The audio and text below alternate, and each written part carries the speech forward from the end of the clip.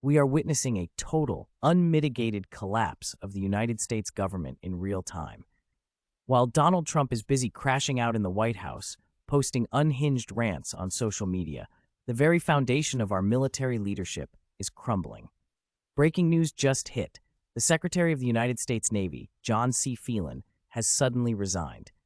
Let me repeat that because the gravity of this situation cannot be overstated. The top civilian official in the United States Navy has resigned, effective immediately, right in the middle of a catastrophic and completely unlawful war that Donald Trump started with Iran. We have a naval blockade in the Persian Gulf. Morale among our sailors has never been lower. We have exhausted our weaponry. Our Navy is being pushed to commit war crimes. And what does the guy in charge do? He runs for the exit. This is unprecedented. It is a signal of absolute weakness and chaos to the rest of the world. Let's break down the sheer level of incompetence that led us to this disastrous moment. This ship isn't just to swat the arrows. It is going to reach out and kill the archers. And for the first time in generations, we'll have a new leg in America's nuclear deterrence, because the Trump-class battleship will carry the nuclear-armed, sea-launched cruise missile. Striking dominance isn't all that the Trump-class battleship brings to the fight at sea. It has the size and capacity to serve as a flagship for our fleet commanders so that they can command and control naval forces far out. Before we mourn the loss of John Phelan, let's remember who this guy actually is. He has zero military experience. He has never served in the Navy. He is just a mega-rich Republican donor who bought his position in the Trump administration. And what was his singular, shining achievement during his short tenure? Holding a bizarre, sycophantic press conference back in December to announce a new class of battleships. And what did they call them? The Trump-class battleships.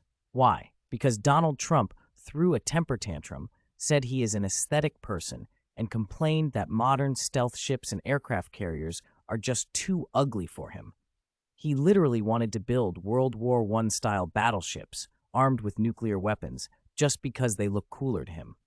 Our national security strategy is being dictated by the aesthetic preferences of a reality TV host. And while Trump is busy playing Battleship in the bathtub, the actual reality for our sailors is horrifying. The USS Gerald Ford, a $13 billion aircraft carrier, has been deployed for over 300 days. Before this catastrophic war even started, it had broken toilets, forcing thousands of U.S. sailors to swim through raw sewage. Now they are practically starving, being served meager scraps of food. Morale is completely destroyed, but Trump doesn't care. And because our military is exhausted and led by clowns, our adversaries are openly mocking us. Iran just announced they are refusing to show up to peace negotiations in Islamabad.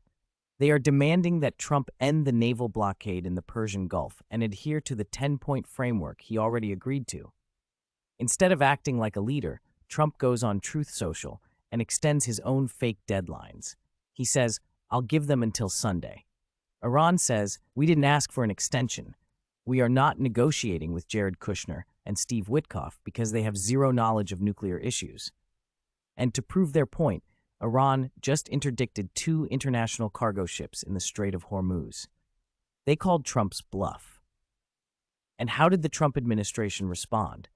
They sent spokesperson Karoline Leavitt out to the White House lawn to have a total meltdown.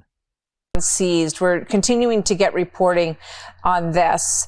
Does the seizure of 2 ships, as we said, they were Greek and Mediterranean owned ships with cargo on them, and the reports are that Iran basically seized them and then moved them into Iranian waters. We don't know what's going to happen to these crews. We're not sure where all of this is going. Does the president view that as a violation of the ceasefire? No, because these were not U.S. ships. These were not Israeli ships.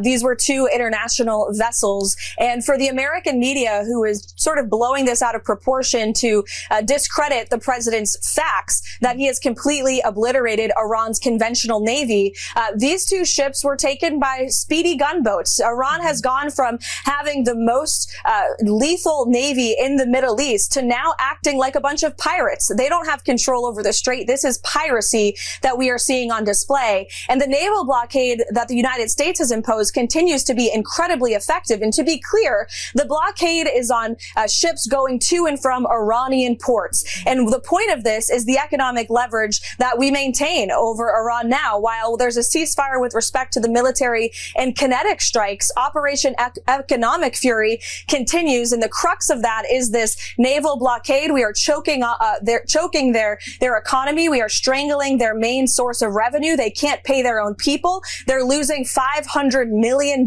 every single day. Karg Island is completely full of oil because they can't transport it to and from. So the president, the cards are in his hands.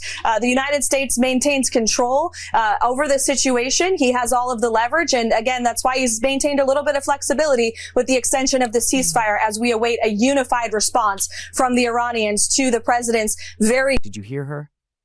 We don't care. They aren't U.S. or Israeli ships. They are your allies' ships. She is standing there, claiming that Operation Epic Fury is a massive success, while literally admitting that Iran is acting like pirates and choking off the world's economy. She claims the U.S. has all the leverage, but they are the ones extending deadlines while Iran laughs in their faces. This isn't strength. This is the definition of global humiliation. And the incompetence doesn't stop at foreign policy. Let's look at the domestic disaster. Senator Elizabeth Warren just absolutely humiliated Secretary of Health Robert F. Kennedy Jr. in a hearing.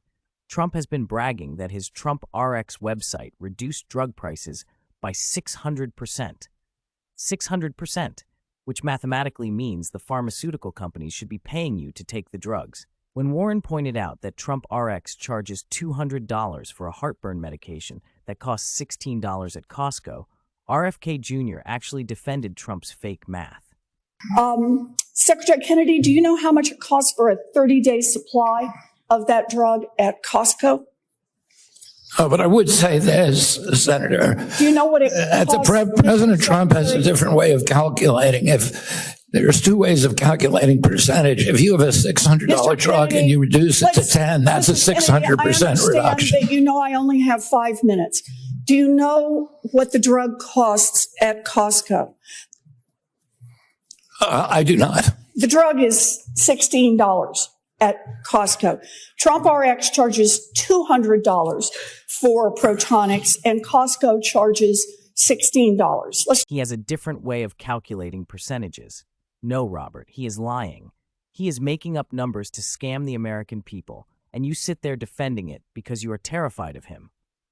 And speaking of scams, the party of free market capitalism just announced they are using $500 million of your taxpayer money to bail out Spirit Airlines. The U.S. government is going to own 90% of a bankrupt, failing airline. Why? Because the Trump administration is completely fine with corporate socialism when it benefits the wealthy elites. So let's review the week. The Navy Secretary resigned in the middle of a war. Our sailors are exhausted. Iran is mocking the president with Lego videos and ignoring his fake deadlines. RFK Jr. is inventing new rules of mathematics to cover up a healthcare scam, and your tax dollars are going to bail out Spirit Airlines. This is not a government. This is a criminal syndicate run by sycophants who are totally out of their depth. They rely on sick, twisted propaganda to convince you that everything is fine while the world burns. We cannot let them get away with this. We have to keep shining a light on their lies, their failures, and their absolute betrayal of the American people.